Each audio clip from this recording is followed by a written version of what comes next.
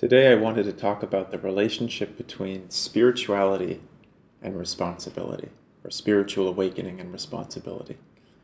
Because almost all of us who have some inclination towards spirituality or spiritual practice probably have the sense that a spiritual person is a good person, right? The ideas of spirituality and goodness are very interrelated for us, as are the ideas of goodness and responsibility, that a good person should be responsible. So implicitly, a spiritual person should be responsible is probably how we, at least unconsciously, feel, what we assume. But what does that really mean, and how does that look? And what is the role of responsibility in your own path towards spiritual awakening? What can you be responsible about? So first, it's probably good to think about what is responsibility. In a simple way, you could probably say that responsibility is just acting in a way that will lead to good consequences for you and for other people, right? I mean, it just helps to break it down. It's not like I'm the one inventing this idea, but it probably helps to think about, okay, what is responsibility? Because we have all these ideas of what our responsibilities are, showing up to work on time, paying our bills on time, all these kinds of things. But if you break it down to a more basic level, why are these things responsible? Because we perceive them as things that will lead to good results, that if we do these things, it will work better for us and for others. That's probably the basis of responsibility. The thing about spiritual awakening is that it sort of turns the world on its head. It turns the way that you're perceiving reality on its head. And as you come into a deeper awareness, you do start to perceive that a lot of the day-to-day functioning of really any society that you're in is pretty dysfunctional. It's not really working. It's working on the short-term level, right? Short-term, by short-term I mean even a few hundred years, 100 years, a couple hundred years.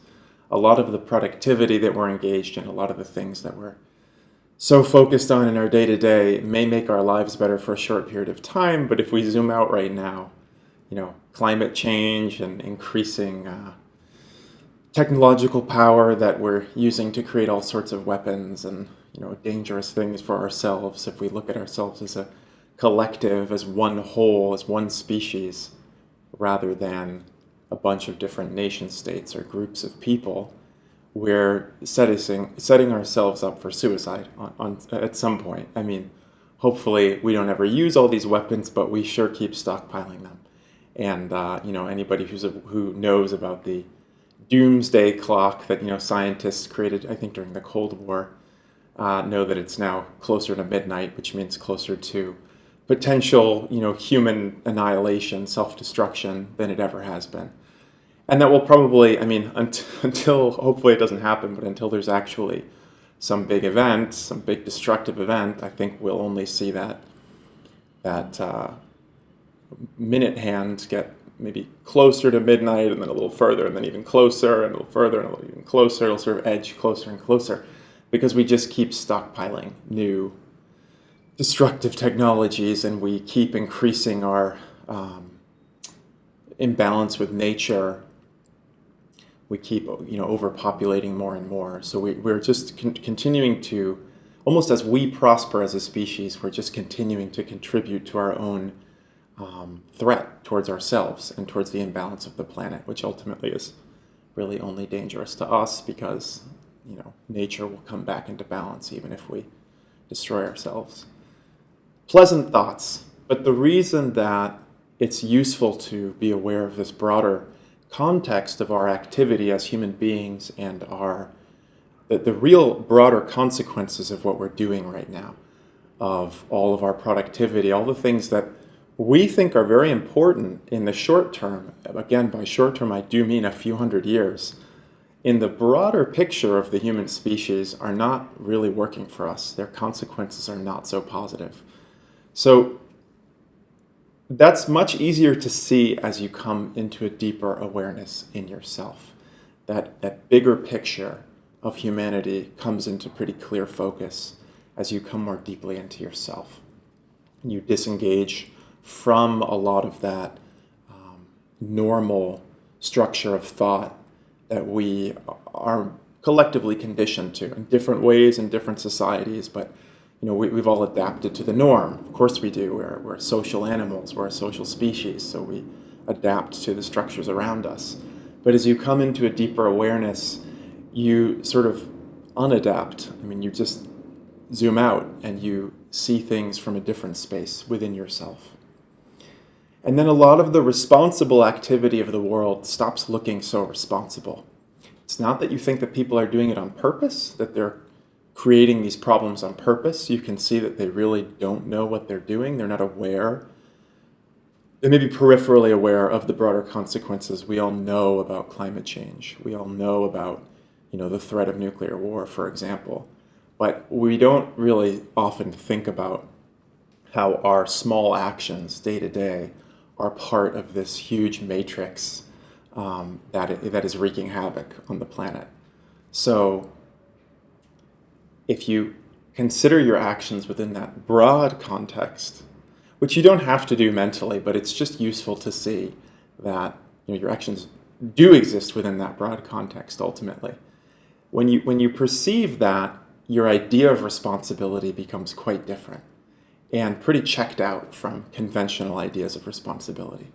So really, if you look at the species and how fragmented we are, the only real solution for us is to awaken, is to come to a deep experience of self beyond all of these small and separative ideas of who we are, beyond all of the conflict between different groups of people and beyond the self-interest of, stockpiling a lot for yourself and, leaving other people to figure it out on their own.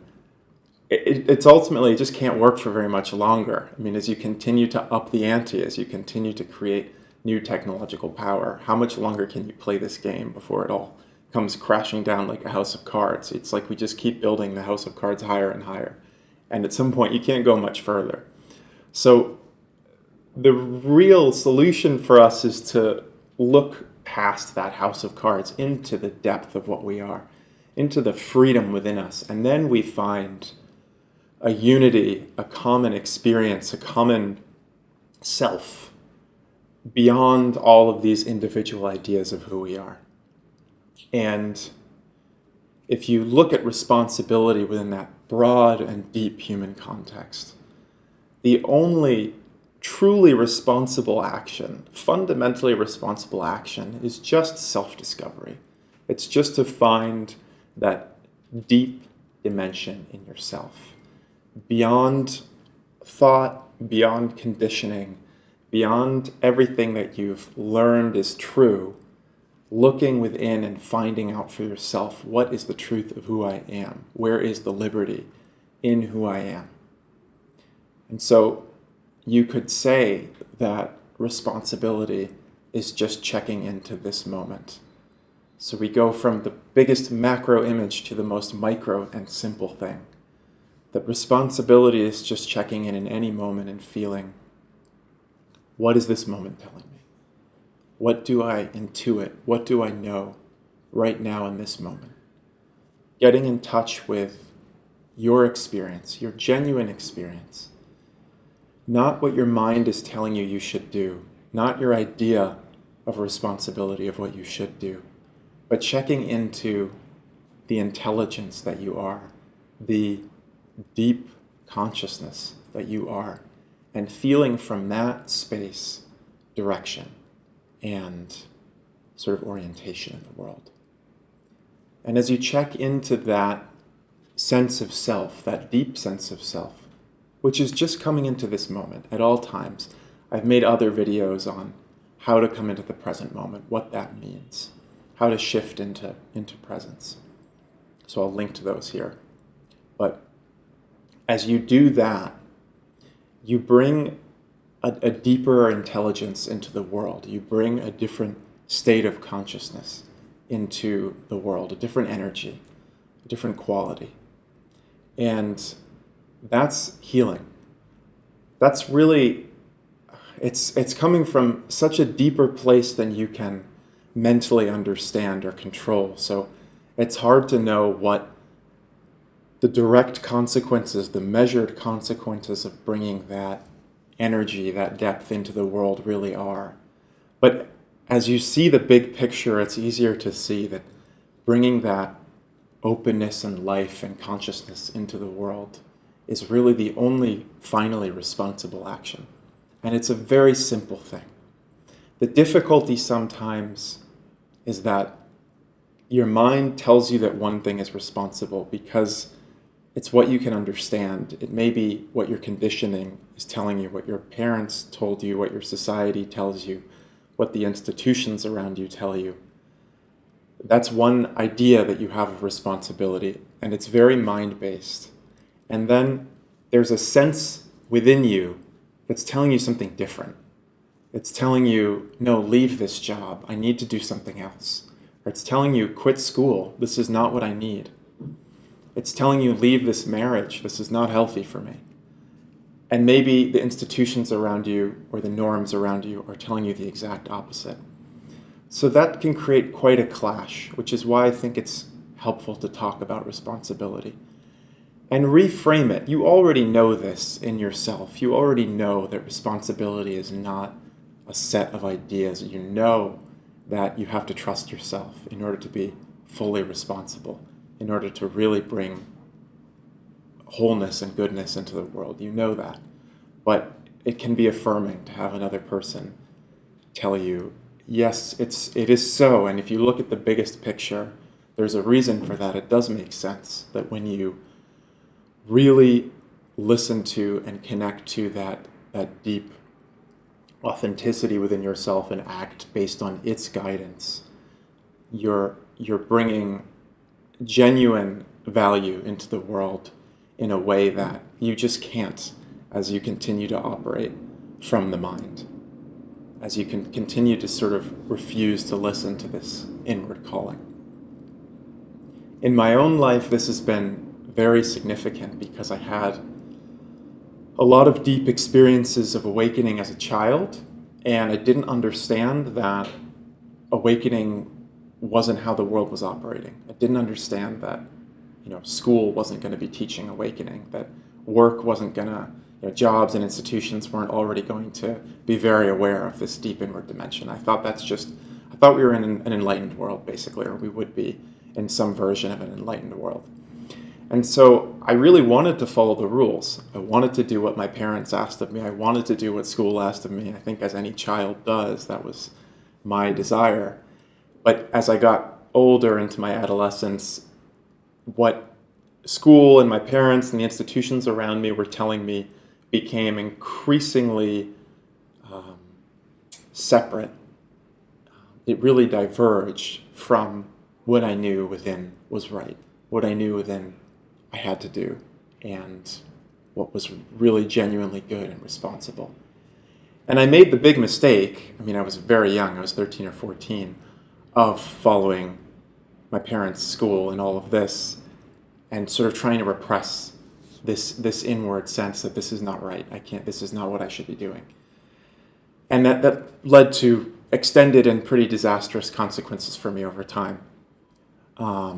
And I had to go back inward and find myself again after, losing myself quite a bit by following these external pressures and even external things that I really believed in, things that I wanted to believe in, things that I thought, I should believe in, that it was good to believe in.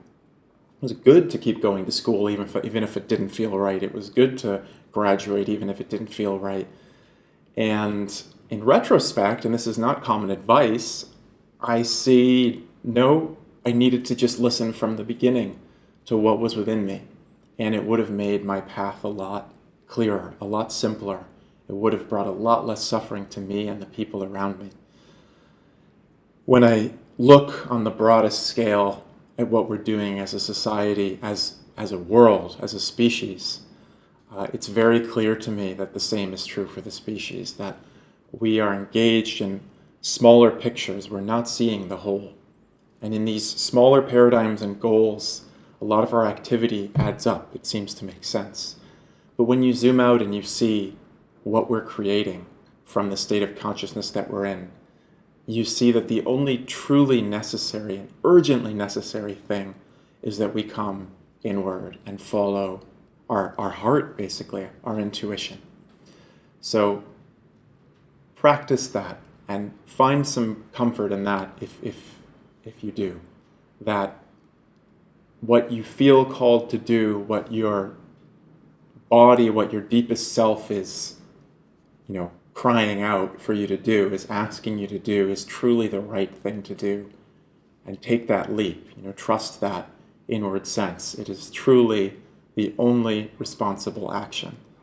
So responsibility is always coming back to the present moment and listening to the self in the most essential and simple way.